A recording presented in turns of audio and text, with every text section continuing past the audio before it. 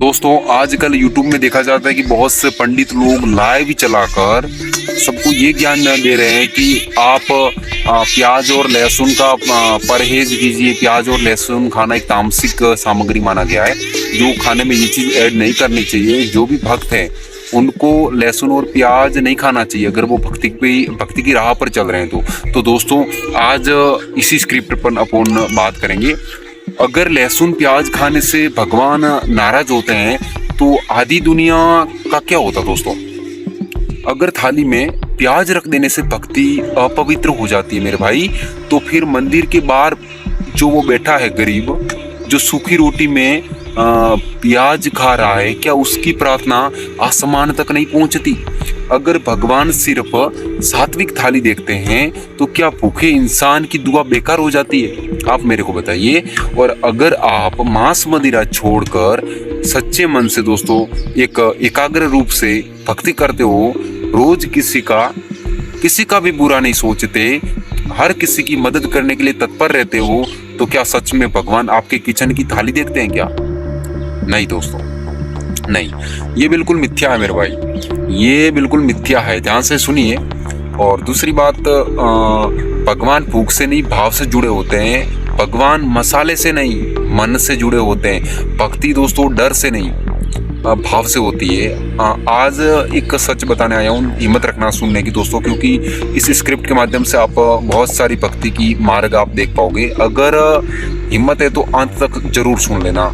तामसिक चीज क्या होती है, तामसिक का डर क्या रहता है, पहले तो ये सुन लीजिए। आप अगर पंडित हो, व्यूवर हो, कोई दिक्कत नहीं है। सबसे पहले समझते हैं कि तामसिक शब्द आया कहाँ से।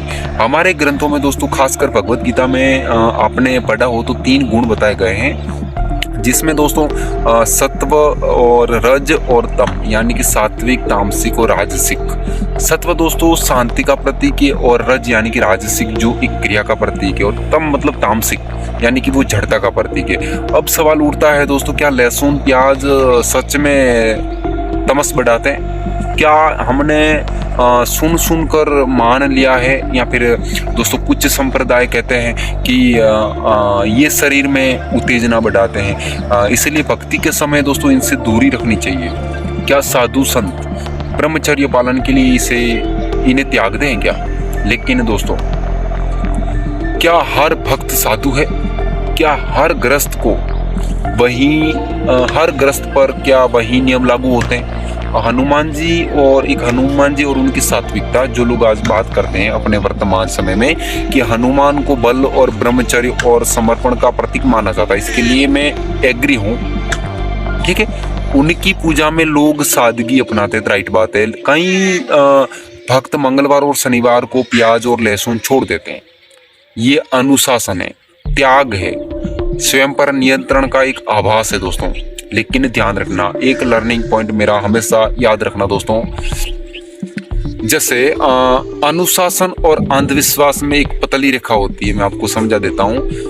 अगर आप दोस्तों त्याग इसलिए कर रहे हैं कि मन की साधना कर सके, मन को साध सके दोस्तों, तो वो तप है, वो एक तप का नाम होगा। लेकिन अगर आप त्याग इसलिए कर रहे हैं कि नहीं छोड़ा तो भगवान नाराज हो जाएगा, मेरा खुदा, मेरा परमेश्वर, मेरा ईश्वर, मेरा महादेव मेरे से नाराज हो जाएगा, तो वो डर है। अब दोस्तों असली प्रश्न क्या होता है, ध्यान से सुनिए। एक सवाल खुद से पूछिए आप, अगर कोई आदमी रोज मंदिर जाता है पर घर आकर नौकर को गाली देता है, तो क्या वो सात्विक है? अगर कोई भी इंसान कोई प्याज नहीं खाता पर रिश्वत लेता है, तो क्या वो पवित्र है? अगर कोई व्रत रखता है पर दिन प्रतिदिन उनकी दिनचर्या में वो झूठ बोलते ही रहता है, तो उसकी पूजा सच्ची है क्या? भगवान को आपकी प्लेट की खुशबू नहीं चाहिए दोस्तों, आपके कर्म की सुगंध चाहिए। समझ रहे हो कुछ मेरी लर्निंग पॉइंट को याद रखना। पुराणों की कथा दोस्तों क्या कहती है कि कुछ कथाओं में कहा जाता है कि समुद्र मंथन के समय असुरों के रक्त से लहसुन और प्याज की उत्पत्ति हुई। लेकिन दोस्तों ये ध्यान दीजिए थोड़ा, ये प्रतीक है। क्या है दोस्तों? प्रतीक है।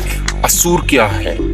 हमारे अंदर का एक प्रकार का क्रोध है, लालच है, अहंकार है, मोह माया है। अगर प्याज खाने से असुर पैदा होते तो खेतों में काम करने वाला हर इंसान राक्षस होता दोस्तों। समझ रहे हो कुछ मेरी बातों। और एक चीज दोस्तों, लेकिन सच्चाई इसकी उल्टी है। सबसे ज्यादा प्याज खाने वाला किसान ही सबसे ज्यादा मेहनती और सच्चा होता है। आप भी एग्री करते हो इस बात से, मैं भी 1000% एग्री होता हूँ दोस्तों। अब अपन बात करेंगे दोस्तों, असली भक्ति क्या है, स्पिरिचुअल रास्ता क्या है, भक्ति का मार्ग क्या है। भक्ति क्या है दोस्तों? भक्ति वो है जब आप किसी की मदद करते हो बिना दिखावे के दोस्तों। भक्ति वो है जब आप गलती मानते हो। भक्ति वो है जब आप किसी के लिए रोते हो। भगवान मंदिर में कम, आपके व्यवहार में ज्यादा मिलते हैं, मैं ये समझता हूँ।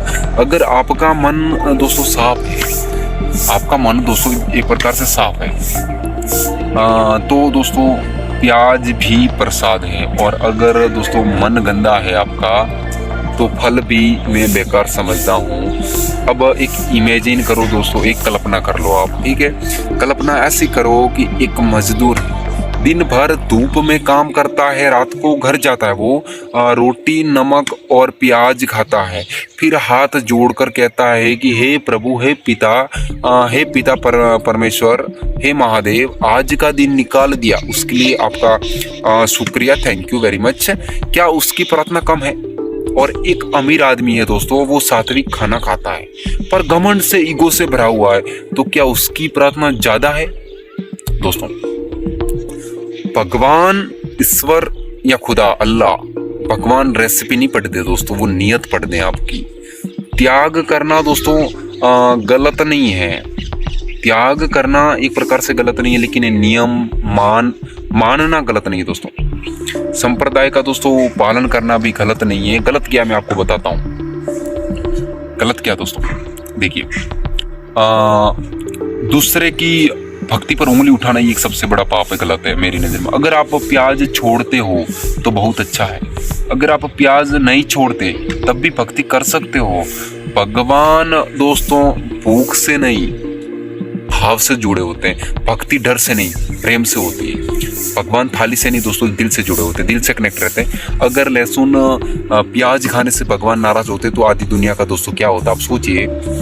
और एक माइंड शॉट दोस्तों, ये आप माइंड में बिठाइए कि अगर थाली से आस्था टूटती तो गरीबों की दुआ कौन सुनता मेरे भाई। याद रखो, भगवान को मसाला नहीं चाहिए, उन्हें दोस्तों इंसानियत चाहिए। समझ रहे हो?